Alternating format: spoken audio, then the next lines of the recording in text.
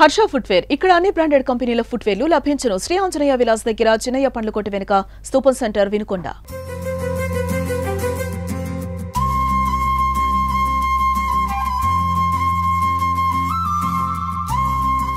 నమస్తే, welcome to Suman TV. ఈరోజు మనం ఒక ముఖ్యమైన విషయం గురించి తెలుసుకుందాం. అదేంటంటే మనకి 10th క్లాస్ ఎగ్జామ్స్ త్వరలో జరగనున్నాయి. అయితే ఎగ్జామ్ హాల్లో ఎలా ఉండాలి, అలాగే ఎలా శ్రద్ధగా చదువుకోవాలి, మరింత తెలుసుకునే ప్రయత్నం మనం చేసేదానికి ఈరోజు ముందుకొచ్చాం.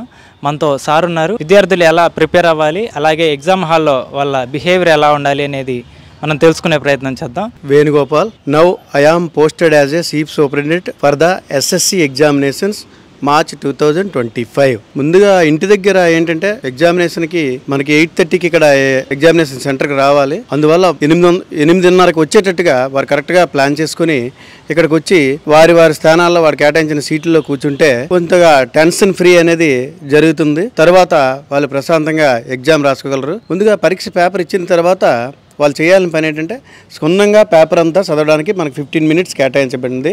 దాని ప్రకారం వాళ్ళు 15 మినిట్స్ బాగా చదివి బాగా వచ్చిన ప్రశ్నలకి ముందు ఆన్సర్లు ఇవ్వాలి. తర్వాత ఏంటంటే రాని క్వశ్చన్స్ గురించి తర్వాత ఆలోచించి నిదానంగా రాయొచ్చు. ముందు వచ్చిన క్వశ్చన్లని బాగా రాస్తే ఎగ్జామినర్ ఆర్ ఇవాల్యుయేటర్ ఇంప్రెషన్ అనేది ఆ విద్యార్థి మీద చాలా బాగుంటుంది.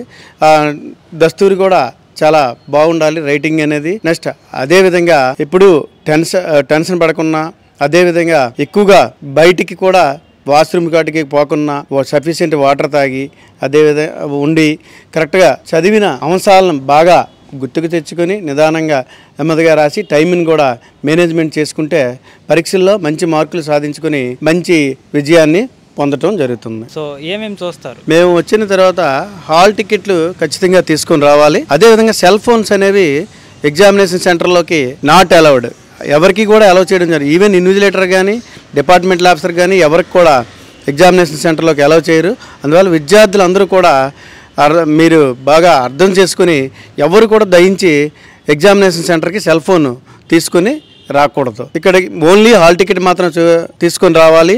ఎగ్జామినేషన్ ప్యాడ్, స్టేషనరీ తీసుకొని వస్తే వాళ్ళు ఇక్కడ చెక్ చేసి మాకు పోలీస్ డిపార్ట్మెంట్ వాళ్ళు ఇక్కడ చెక్ చేసి లోపల పంపించడం జరుగుతుంది. లోపల పంపించిన తర్వాత తమకు కేటాయించిన స్థానంలో మాత్రమే కూర్చోవాలి.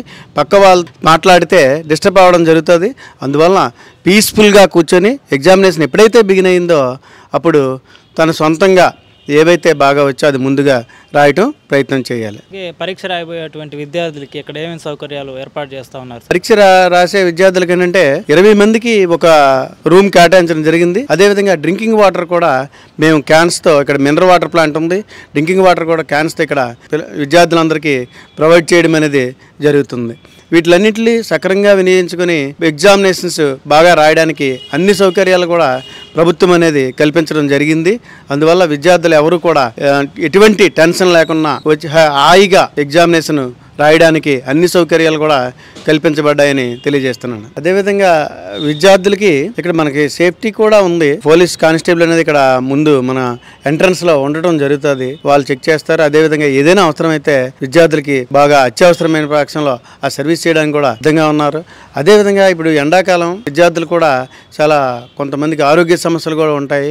అలాంటి వారి కోసం మనకి గవర్నమెంట్ హాస్పిటల్ నుంచి ఒక నర్స్ ఆర్ హెల్త్ స్టాఫ్ అనేది ఇక్కడికి మా సెంటర్కి ప్రొవైడ్ చేయడం జరుగుతుంది. ఎగ్జామినేషన్ జరిగినంత సేపు వాళ్ళు ఇక్కడ అవైలబుల్ గా ఉంటారు. అందువల్ల ఏదైనా స్టూడెంట్ కి అత్యవసర ఆరోగ్య పరిస్థితి ఏమైనా వచ్చింది, అనారోగ్య పరిస్థితి ఏమైనా వచ్చిందంటే ఖచ్చితంగా వాటికి ట్రీట్మెంట్ చేయడానికి ఇక్కడ మెడిసిన్స్ కూడా ఫస్ట్ ఎయిడ్ అనేది చేయడం జరుగుతుంది. అందువల్ల విద్యార్థులు ఎవరు కూడా ఎటువంటి ఆలోచించాల్సిన అవసరం లేకుండా హాయిగా ఎగ్జామినేషన్స్ అనేవి రాసుకోవచ్చు. Wish you all the best for who appearing 10th class students for the March 2025. నమస్తే అండి, నా పేరు NV Ramanamma madam, principal. 10th class exams అనేవి మనకి చాలా ముఖ్యమైనవి కాబట్టి అయితే ఎగ్జామ్స్ జరుగుతున్న తరుణంలో పిల్లలు చాలా టెన్షన్స్ పడుతూ ఉంటారు. అలాంటి ఉద్దేశం లేకుండా నేను చెప్పేటటువంటి ఒక సూచన ఏమిటంటే పిల్లలు ఉదయకాలమే చక్కనైనటువంటి కాలకృత్యాలు తీర్చుకొని ప్రశాంతంగా వారు నమ్ముకున్నటువంటి భగవంతునితో ఒక 2 నిమిషాలు కేటాయించుకొని ఉదయకాలము కాసేపు వారు ఏదైతే సబ్జెక్టులు వీక్ గా ఉన్నారో అవి చదవడానికి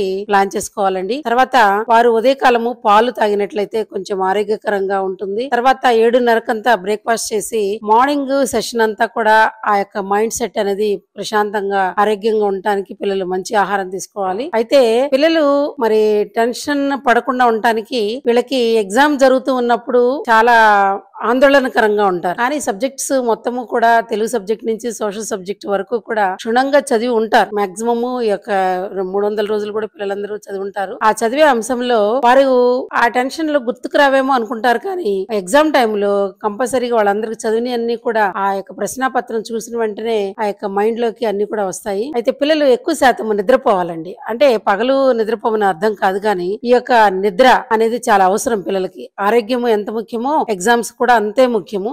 సరైన సమయానికి సాయంత్రము 10:30కంతా నిద్రపోయి ఉదయం 5 గంటలకల్లా లేచినట్టయితే ఎంతో ఆరోగ్యకరంగా ఉంటారు. ఈ యొక్క ప్రాసెస్ గానీ కంటిన్యూ చేసినట్టయితే ఎక్కడ కూడా మర్చిపోయే విధానం ఉండదు సబ్జెక్ట్స్. కాబట్టి అలానే వాళ్ళ యొక్క రైటింగ్ రాసేటప్పుడు ఈ యొక్క మార్జిన్స్ తీసుకోవడము, మొత్తం ఉన్న 5 సెక్షన్స్, ప్రతి సబ్జెక్ట్ లో 5 సెక్షన్స్ ఉంటాయి. ఆ యొక్క కేటాయించిన మార్కులను బట్టి పిల్లలందరూ కూడా ఏ సెక్షన్ కి ఏది ముందు రాస్తున్నామో చక్కగా సెంటర్ లో సెక్షన్స్ వేసుకుని మెయిన్ క్వశ్చన్ ఈ యొక్క మార్జిన్ కి బయట వేసి పాయింట్స్ అనేవి మార్జిన్ లోపల వేసి ప్రతి ఒక్క ప్రశ్నకి సమాధానం కరెక్ట్ గా రాసుకుంటూ వెళ్ళినట్టయితే రాని ప్రశ్న యొక్క ఆలోచన అనేది మనకు కొంత ఎక్కువసేపు ఆలోచించి రాసేటటువంటి సమయం మనకి ఎగ్జామ్ లో కనపడుతుంది. కాబట్టి ఉన్నటువంటి 2.5 hours కూడా మన పిల్లలందరూ కూడా మాక్సిమం ఎగ్జామ్ రాసే తరుణంలో మంచి రిజల్ట్ తీసుకురావడానికి మీ అందరం కూడా కృషి చేస్తామని మీకు తెలియజేస్తున్నాను. మొదట ప్రశ్నాపత్రాన్ని క్షుణ్ణంగా 15 నిమిషాల దాకా ప్రశ్నాపత్రం చదవాలి. చదివినటువంటి ప్రశ్నలన్నీ కూడా వరుస క్రమంలో ఆన్సర్స్ రాయడం అనేది జరుగుతుంది. రోమన్ అంకె వేసుకోవాలని చెప్పడం జరిగింది. తర్వాత పేపర్ ప్రజెంటేషను, హ్యాండ్ రైటింగ్ నీట్గా రాయాలి. తర్వాత మనం పేపర్ 100 మార్కులకి ఇస్తారు కాబట్టి 100 మార్కులకి ప్రతి స్టూడెంట్ అటెంప్ట్ చేసేటటువంటి విధంగా పేపర్ని క్షుణ్ణంగా చదివి దాన్ని అవగాహన చేసుకొని ప్రశ్నాపత్రం చక్కగా రాసేటట్టుగా మేము విద్యార్థులను తర్ఫీదు ఇవ్వడం జరిగింది. 10వ తరగతి పబ్లిక్ పరీక్షలకి హాజరయ్యే విద్యార్థులకి శుభాకాంక్షలు చెప్తూ ప్రతి ఒక్క విద్యార్థి ఒత్తిడిని తట్టుకొని నిలబడాల్సిన టైం 10వ తరగతి పరీక్షల టైంలోనే. ప్రతి ఒక్కరు కూడా పేపర్ క్షుణ్ణంగా 15 నిమిషాలు చదవండి, ఆ ప్రశ్నలు అర్థం చేసుకోండి, సమాధానాలు రాయండి. మీరు ఎలాంటి ఒత్తిడికి గురి కావద్దు. మీరు చదివినే వస్తాయి. పైగా టెక్స్ట్ బుక్ ఫాలో అవ్వండి. అది వెరీ వెరీ ఇంపార్టెంట్. టెక్స్ట్ బుక్లో ఉన్నటువంటి వాటిని క్షుణ్ణంగా మీరు చదివినట్లయితే 1 మార్కు 2 మార్క్స్ క్వశ్చన్స్ నుంచి ఎలాంటి ఇబ్బంది లేకుండా రాయగలరు. కాబట్టి మీరు ఎలాంటి టెన్షన్ వద్దు. పేపర్ అంతా కూడా మీకు చదివిందే వస్తాయి. ఎలా వస్తుందో ఏందో టెన్షన్తో మీరు పరీక్షకాలకు వెళ్ళొద్దు. అంతా మంచిగా జరుగుతుందని. తర్వాత ప్రతి సెక్షన్ నుంచి కూడాను బాగా మనకు వచ్చినటువంటి ప్రశ్నలు ఏవైతే ఉన్నాయో వాటిని సెలెక్ట్ చేసుకోండి. నంబర్ వేయటం మర్చిపోవద్దు. Section number, question number it's very very important. వాటిని మర్చిపోవద్దు. అలాగే ప్రజెంటేషన్ వెరీ ఇంపార్టెంట్. హెడ్లైన్స్ రాస్తూ నంబర్స్, పాయింట్ వైజ్ నంబర్స్ వేయండి. ఎస్ఏ క్వశ్చన్స్కి మర్చిపోకుండా పాయింట్ వైజ్ రాస్తూ వెళ్ళండి. అది చాలా ఇంపార్టెంట్. హ్యాండ్ రైటింగ్ అనేది 100% ఇంపార్టెంట్ తీసుకుంటారు. ఆ తర్వాత మనం ప్రజెంటేషన్ విధానంలో కొట్టువేతలు, ఆ పేపర్లో ఎలాంటి కొట్టువేతలు లేకుండా చూసుకోండి. క్షుణ్ణంగా పేపర్ చదివిన తర్వాత పరీక్ష రాయడం మొదలుపెట్టండి. ఇది చాలా ఇంపార్టెంట్. అది గుర్తుపెట్టుకొని ప్రతి ఒక్కరు కూడా ఎగ్జామినేషన్కి ప్రిపేర్ అయ్యి ఎగ్జామ్ హాల్కి ప్రశాంతంగా వెళ్ళి కూర్చోండి. ఎలాంటి టెన్షన్ పడొద్దు.